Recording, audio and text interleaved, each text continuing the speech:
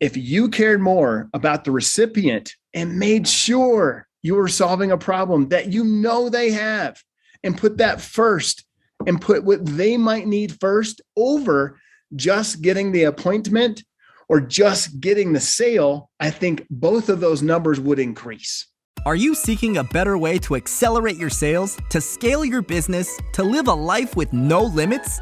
Accelerate Sales Podcast features global experts who have cracked the code to recurring revenues with proven sales systems and get you on the fast track to scaling. Now let's accelerate your sales with today's episode. Welcome to the Accelerate Sales Podcast. You're going to learn three key things today. One is how to increase your sales conversions using video. The second is how to send mass messages as it makes the person feel like it's just for them. And he has some brilliant tips on that. And the third thing is the best components of a video message. What's the subject line? What do you put in the text? All of that. He brings absolute gold today. So if you're a first-time listener, welcome. And if you love what you hear, please subscribe. If you're a regular, thanks for being that. And I always love to get an iTunes review from you. So if you haven't had the chance to do that as yet, please do. You're welcome to take notes. We do a summary, and there is lots of value given. So we'll give that summary in the podcast app that you're listening to now. And also you can get the full transcription if you go to paulhigginsmentoring.com/podcast. I do look down through this interview, as I do on all of them, to take notes to make sure that those summary notes are perfect for you. So today's guest is someone who's on a mission to rehumanize the planet, and he wants to start with better communication. He's the co-founder of BombBomb, and BombBomb's a communication platform for simple personal video messages that helps leverage your best asset, and that is you. And he really talks about human-centered selling, and I think personally, it's where we're all headed, and you're going to get ahead of that game by listening to this. So what I'll do now is hand you over to Darin Dawson from BombBomb. So great to have you here, Darin. So good to be here. Thanks for having me. Appreciate it, Paul. Yeah, so why don't we kick off with who makes your perfect client? Yeah, I love this question. And I really like to make people think about this, that maybe you're not for me, right? So I want to work with someone who really cares about the experience that they're delivering to the people they work with, so their customers, but also their potential customers, their future customers, and then the folks within their own business that they interact with all the time. So if you care about that and you want to stand out from everyone else and you care about people, I want to work with you because I think that's who we help the best. Great. And what are the typical problems that those people have that you help to solve? Yeah, I think I like to ask a question this way. I'll just ask you this question. If you have two companies and they're both very much the same, they offer the same product for basically the same price. One may have a couple features that the other doesn't, but that's true for the other one as well. They have some features that the other one doesn't. So how do you decide if you're the buyer? How do you decide? Typically, I mean, this happens to us, right? It might be a landscaper. It might be software we're buying. They're very much the same. How do we typically decide who we work with? Yeah, normally it's how you relate to someone. The person that you tend to get along with better is normally the person you'll end up going with. It's right. It's still the person, right? Even if we were buying software, even if we were buying a car, it's the person we're interacting with. We decide we like them more. That's typically how we make a decision. I think we're losing. So since this great pandemic, you're working with people, or you are people who are now remote selling or working remotely. I'm in my basement right now, my basement. So we all went remote. There's probably not much returning back to that. So now we're more digital than ever. And so we got more automated than ever. We got more, we're going to just send a lot of emails, like more and more communication. I call it digital pollution. So like when I get off of this call with you, I'll have like 10 emails, 3 LinkedIn messages. I'll get a text, even though my phone's silenced. I'll get somebody trying to renew my auto warranty. It's just an assault. Yeah. It's constant, right? And it's not ending. You probably give it the same thing. Okay, so now that's our current condition. So how are people supposed to like us? How are people supposed to know our salespeople and like them more if we're kind of like shackled behind the technology? Okay, like, so I think that's the problem that it used to be. And 5 years ago, I've been doing this a long time. You have too. I used to call people and I just tried to get meetings with them. The whole point was to get in person. Yes. And that was kind of removed from us. I want to help people get more face-to-face, more in person than ever, through a digital medium perhaps, and then ultimately back face-to-face through it. So I want to break through the noise. I want you to stand out. I want to help you. I think that's the problem. Like there's a couple of problems that I think combined into one big one. Yeah, that's great. And obviously, video is your thing, and that's what brings that personal element out, which is fantastic. And then what's the real switch you've seen in your clients, the ones that, embrace it versus the ones that don't? Is there any commonality? Is there anything that people watching or listening to right now can take away to get video more involved in their sales process?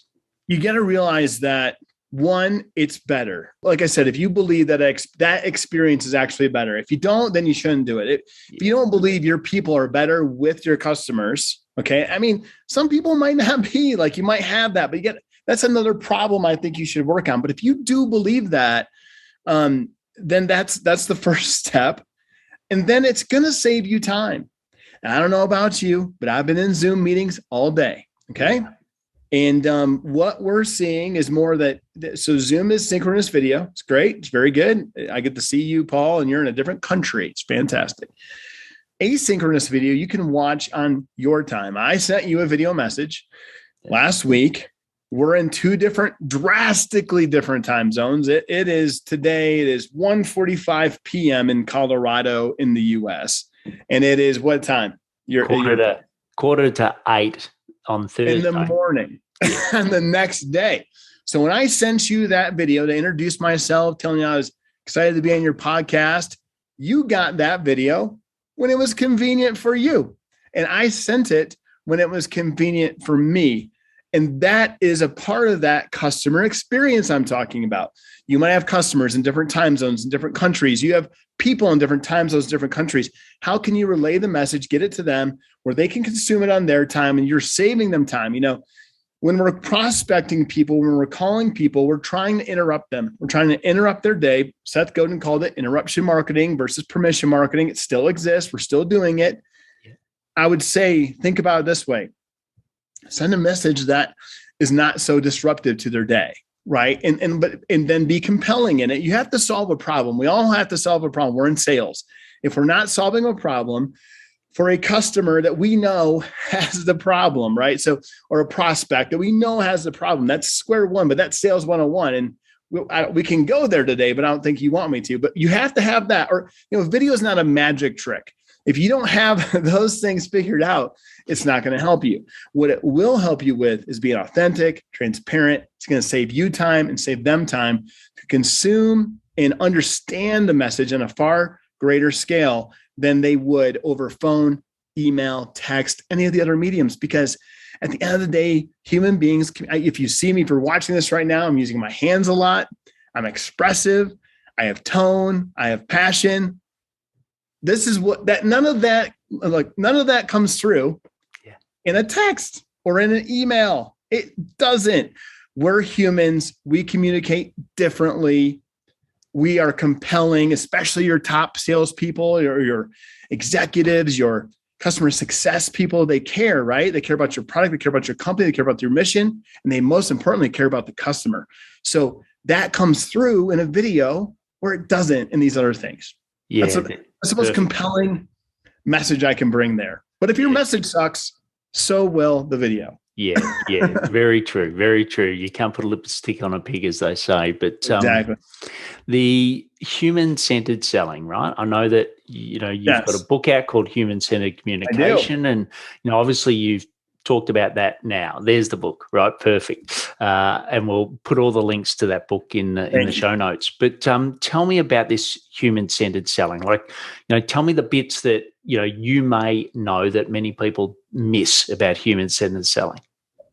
So the biggest way to think about this is a lot of what I just unpacked, but also think and consider the person on the other end of the message first, more than you may consider the objective of the message.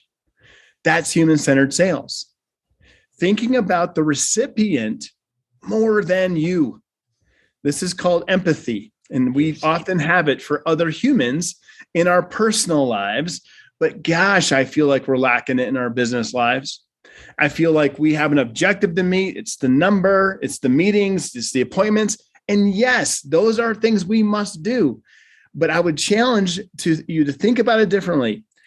If you cared more about the recipient and made sure you were solving a problem that you know they have, and put that first, and put what they might need first over just getting the appointment or just getting the sale, I think both of those numbers would increase. That's what I think. Yeah. So a lot of people might be thinking at the moment, well, how do I really know? So I've reached out to someone on LinkedIn. They seem to be my ideal client. But then there's that awkwardness of like, how do I know that they've actually got the problem, right? Because there's not, people don't put on their LinkedIn profile, hi, I'm so-and-so, I've got this problem. Can you please come and solve it, right? Well, it needs a bit of research, right? So how do you use your platform, BombBomb, to help get that problem to the table, to the center of the I think what I do is help them get that acknowledgement that I can help you across through human connection, right? But look, you hit the nail on the head, but everyone has this problem. If you don't know this going in, you shouldn't send the message because you're just burning it. You should know that, okay, this person is a VP of sales or a CRO or a COO, and our product is going to make their world better because ... Okay. At BombBomb, I'm going to save you time. I'm going to literally save you time and all your sellers if you start using video, because the time to sale can be condensed because more than one person can view the video and the message and the thing that you're talking about. So that's one very succinct problem that I know I solve for VPs of sales who are trying to condense sales cycles, for example. But you must know what that problem is that you solve, and that's what you're going to tell them. I had a great outbound today. It was actually an outbound to my chief product officer, and he shared it with me this morning in my standing weekly meeting with him. He goes, you guys see this. This guy's great. Sent a video, which you should do, by the way, if you're prospecting BombBomb. Send us a video, and he said, look, I am so sure that I can solve your problem. And this is the problem. It was like, it was the problem of credit card transactions. I'm going to save you money on this. I'm going to save you time on this. And I'm so sure that I'm going to do this. I will give you a Peloton bike if I'm wrong, or the equivalent dollar amount to the charity of your choice. That's how sure I can solve that problem for you. He succinctly stated the problem he was going to solve. He told me he's done it for many businesses just like me, which had all the logos down below, right? And that's very compelling. Okay, you have my attention. That is a problem I have as an owner of this business. That is a problem that the chief product officer has, because that's his team building around our existing finance mechanism. And he goes, you got it. This guy did it really well. So that was fantastic. That's an example of a great use of problem to solve. And it was the compelling message from the human being. Now, look, here's another thing. If I was to write out the email that he sent in video, it'd be like multiple pages. And there's no way I'm freaking reading it. I'm just not. Yes. The way I look at email right now is I open it up. Do I know anybody that's emailing me? No, I don't. Click, shift, delete everything. Like, I don't even look at it. I think one of the problems that this assault of communication has brought to us is that there's no reciprocity anymore. 5 years ago, if you would have sent me an email, I didn't know you, I'd have read it. And I would have maybe even said, I'm not interested, or I'm interested, but not now. Now I just delete you because I got 20 other messages in like a 2-hour period. And so I don't have any reciprocity. We don't have any time anymore. And we just delete them. With a video, here's your subject line, by the way, video message for Paul, video message for Darin about saving transaction fees. Okay, this message is for you. Human-centered selling is about the message for the person, less about scale, less about mass. Now, we can help you with that. We also do that, but it is not my favorite use case. I think if we get our ICP, our ideal customer profile, narrowed down enough, and you identify that addressable market, and you went out to them and you said, I can solve your problem, Paul, and here's how. Give me 20 minutes to show you how next week. After I convince you here in this video, you're going to get more of those appointments, and you're not going to have the assault on everybody's inboxes. Does that make sense? That's our premise. It does.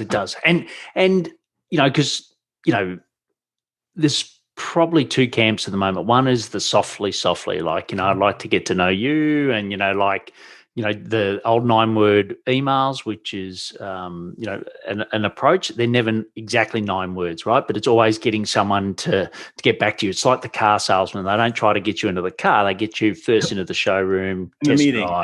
Yeah. So that's one approach. Whereas the approach in the example you use, which is basically, I know your problem. I've got this guarantee. I've got this offer. Are you willing to buy? So it's a lot more direct. Which of the two are you seeing work better with video at the moment? I'm a big proponent of the camp of what I described in general. Even if you weren't using video, this is the problem that we solve as a business. I see you as someone who probably experiences that too, because you are at this role, at this type of company, this size of company, who just raised this much capital and has this many employees. And like this, what is this? When I was dating my wife, I worked out in my head, like, this is what I was looking for in a mate. It should be kind of that succinct. Like, we should know the people we serve the best. I know right now, some of the best customers I can serve are in financial services. Yeah. So if you are any kind of financial planner, if you are in mortgage, if you're in title, if you are in insurance, we work very well with them. You know why? Because I have integrations there and all of the things you use. I have security that you have to have.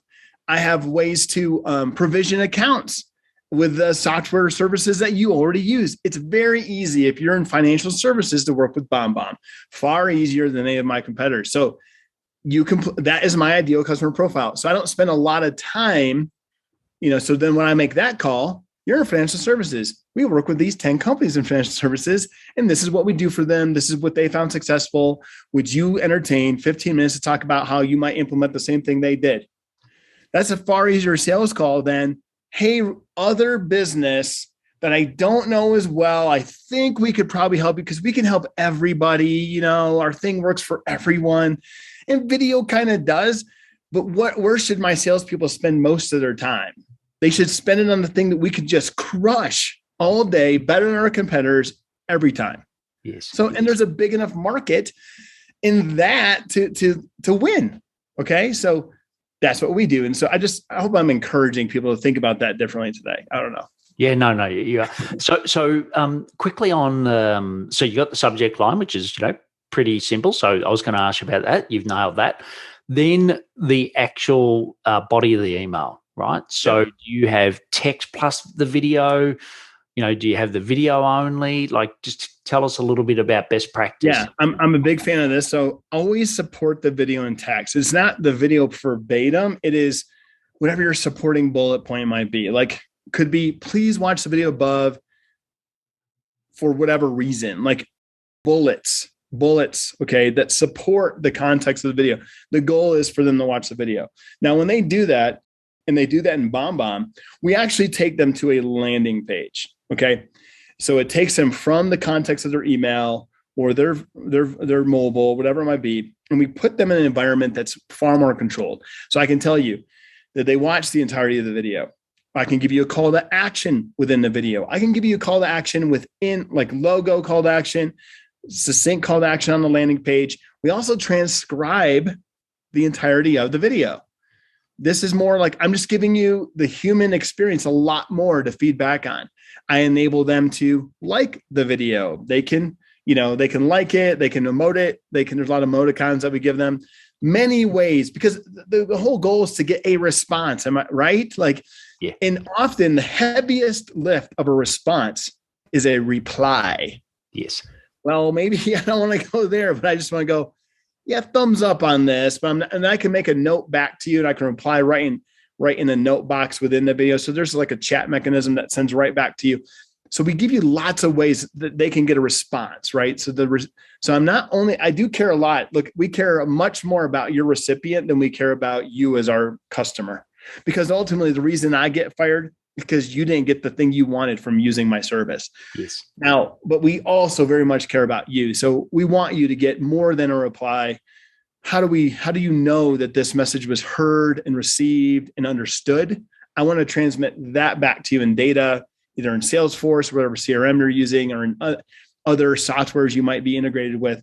So we relay that data back up into your systems you're using, as well as your inbox. So I hope that makes sense. Like a lot going on there, but I think that's key, right? Like knowing the message was heard, understood, and received.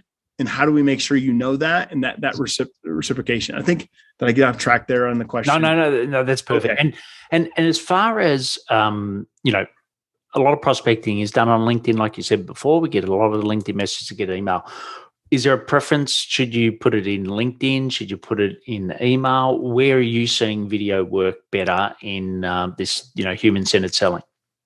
Once you establish a relationship on LinkedIn. So LinkedIn would not allow you to, in the cold outbound that you don't have an existing relationship with. Yes.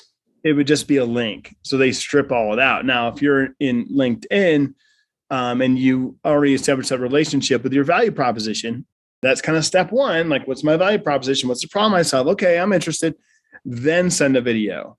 And in mail, in the messenger system, it shows up just like it would in your inbox or anything else.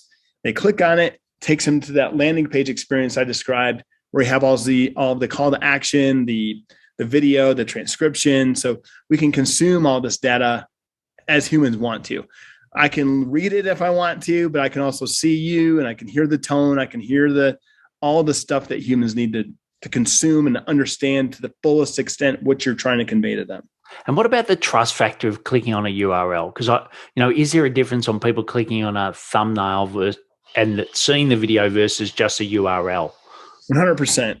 So more often the representation of the video is in a thumbnail. And usually we have an animated GIF that goes along with that, right? Yeah. So the first 3 seconds of your video, we animate. So what you want to do is wave, smile for sure. Sometimes a lot of people will use a whiteboard to put, hey, Paul, this is for you, right? Like, again, everything to let them know you're a real person. Like, that's it. Like, I'm real. This isn't automated. This is for you. I promise. I have value for you, right? It's great to illustrate that any way you can. If it is just the link, you got to do that in the text. Be like, this is a video for you. It's custom video just for you, Paul. Like, we do kind of help you with some text there if it does show up as a link. That's very rare it does. Like I said, if you do not have a relationship, it will be a link. Like, we're very much about permission, right? So to answer every question about this is that video works best when you have established a relationship and you want to stand out from all your competitors. So especially if you get to the point where you're negotiating, you're doing a deal, and you have a couple other competitors in the deal and you're trying to win it, please use video. Like, what we help a lot of our customers do is map out what we call in your sales process moments that matter, right? So what are the very succinct moments that matter in this sales process? What are the things that we know if this happened in this deal, our likelihood for the deal to close goes up by 20%, 10%, 40%, whatever it is. Those are the moments that you put a video into the process. It could be you just delivered the proposal. Okay. You sent them a proposal, PDF, send them a video with that. We do screen sharing too. So you can record your screen, walking them through all of the finer points of the proposal, walking them through maybe some of the things that are going to be stuck aha moments here. Like, walk them through that as a person, as if you were sitting down next to them at the table. Yes. It's a beautiful moment that matters, right? Yeah. Great. Last question. Look, we could go on forever, right? Because I use video all the time. My default is video first and then the opposite, but it's because I'm so used to doing video through podcasting, et cetera, right? And you got to start somewhere. Yes. So Yes. anyone listening now and thinking, yeah, but Darin's been doing this for so long, like Paul's been doing it for so long, believe me, you just got to start somewhere, right? And it's only got to be better than what they're currently getting, right? So if they're getting text at the moment, you do a video, it doesn't have to be perfect, but it's already better, right? It's incremental steps. But the quick question I want to ask you is around mass messaging, right? So how do you you might have a campaign that you want to send to your list or something like that, and you want to include a video, but you also want to customize it to their name. Is there a way of doing that? Yes. So let me just classify this too. And I believe that you should only do this activity for a certain group. So if it's like, I used like to rank our potential clients in A's, B's, and C's, like best fit, really pretty good fit, and not so good fit. I mean, I would use this for your C's and your B's, not for your A's. So for your A's, you send personal videos. I swear to God, you do that, it will be better for you. But your B's and C's, you can send a video to 1,000 people and you can make it feel personal. And this is how you do it. You just make it in your mind as you're doing the video. Maybe your marketing team, often marketing helps with this here. And I do it to all of our customers all the time. Like, hey, I hope you're doing well. Hope you're having a great day. We have a couple of things I want to share with you. I'm really excited that we have some new product enhancements, things coming up that I want you to know about. So I use all of the pronouns for a person, but I never said your name. Yeah, right. Now, when you receive that video, some fun things happen psychologically. Your human brain goes, that's for you. Your human brain, when they see another human being saying I hope you're having a great day. I'm excited to tell you about this. This triggers your brain to go, that is for you. He's talking to you. She's talking to you. It's not they. It's not everybody. Thank you for everyone's, don't do that. You make it for one person and you send it to everybody. That's the tactical trick. Not a trick. It just really works. Yeah, brilliant. Again, how do we make them feel? That's what we said at the top. You choose the company that you feel like you like more. Okay, so in this context, I think this really works good for product releases, newsletter updates. You're sending this stuff anyway. Add a video to it. Add a video from your CEO to that, from your CMO to that, from your chief product officer to that. These are people they've never met before, but you had the opportunity to introduce them to your entire customer base, right? Your product people, your customer success people. And yes, the salespeople, if it makes sense, right? But often it's typically what I think about is the other side of the business, the retention side of the business, where we send mass emails to a lot of people, but we always add video, but we want to make it to feel like this company has a personality, and the personality of the people are the personality of BombBomb. And that's what we try and teach people that you should do as well. Yeah. Look, spot on. And like I said, I could go ask you questions forever here, but we'll go now into the sales deep dive, and it's literally a sip of beer. So very quick answers so that we give everyone the opportunity to go and download the BombBomb free trial. So the first one is, what sales habits help you to accelerate your sales? My sales habits have been the same. I'm not in day-to-day sales anymore, but I still have the same habits. And I was reading every morning. I read every morning.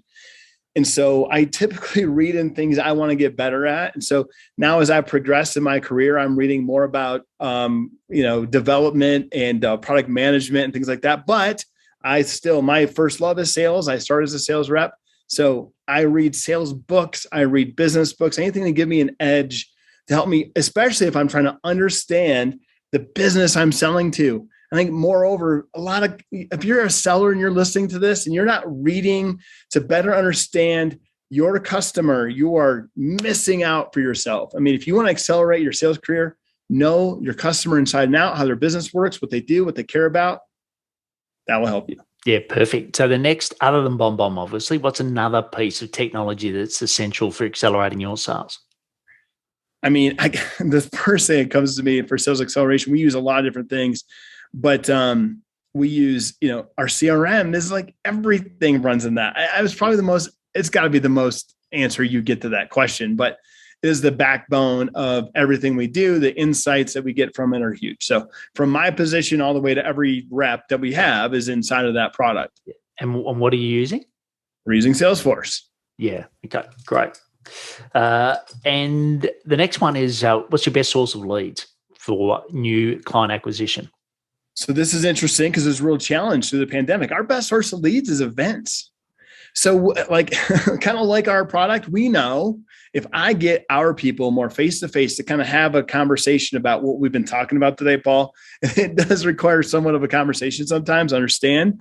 But when we get face-to-face and we talk about human things, people are like, yeah, that makes sense. So events is our best source. Here's the other thing. Not all leads are created equal. So when you answer that question, it's not where the most leads come from, but it is where the best leads come from, is from our events that we attend and promote.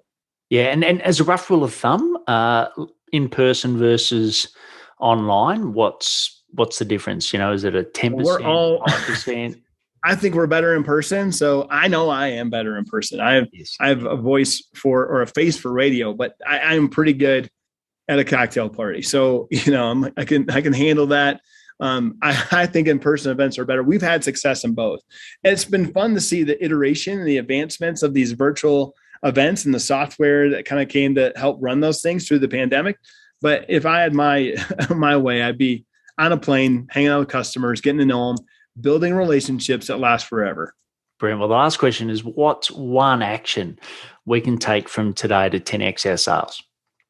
Yeah. If you're a sales leader, get your people in front of people. And if you don't have people that you trust to be in front of people, well, fix that. But the key to business, I still believe that people do business with people they know, like, and trust. And the only things that humans know, like, and trust are really other humans at the end of the day. So we got to get people back together face-to-face more often. I think that alone is going to increase your sales. Yeah, brilliant. So look, as I said, you can get a free trial of BombBomb at bombomb.com. You can go there, and it's also got lots of examples. It's a really great website. And the other thing is you can also get the access to the human-centered communication, which is the book. So if you go to bombomb.com/book, you can get it there as well. But Darin, look, it's been wonderful having you on. I'm a big advocate of video, and anyone, you who's watching or listening now, just go and start, right? There's a million excuses. I've had them as well, as not to use video. But once you start using it, and most importantly, you see the improvements, then you'll be hooked for life. So thanks for coming and sharing your wisdom today. Couldn't have said it better, Paul. Appreciate you, man. Have a great one. I really love that interview, and I hope you did too with Darin. I went a little bit longer than normal because I've got enormous interest in this, but also he was sharing so much value. And I loved the fact that he said after the interview, so when we're off air, just there is no perfect way of doing this, right? So he's giving you some brilliant tips to give you a head start, but just go and get the trial of BombBomb at bombomb.com and just make a start. For me, I was very nervous when I first began with video, and now it's just like, it's easier than doing email because I don't have to type, and I don't like typing. So please go and try it. And why don't you give a shout out what you learned from Darin? Why don't you share that on socials and mention him? He would love that. There's the show notes. As I said, there's a quick summary of all the links and everything that was mentioned there by Darin, including the free trial and also the book. And also there is the full transcription that you can get at paulhigginsmentoring.com/podcast. So why don't you share some of the love? Okay, so you got real value out of this. Why don't you share it with others, whether it's 1, 10, 100, but share it with your friends, your community, and let you be the sales hero to them.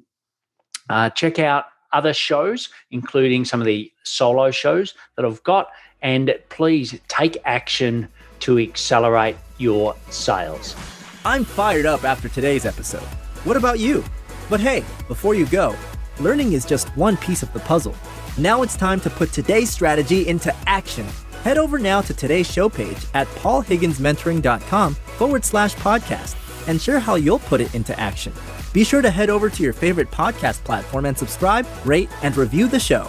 tell me what your favorite episode is. And don't wait 1 minute more to gain access to your pulse check at paulhigginsmentoring.com.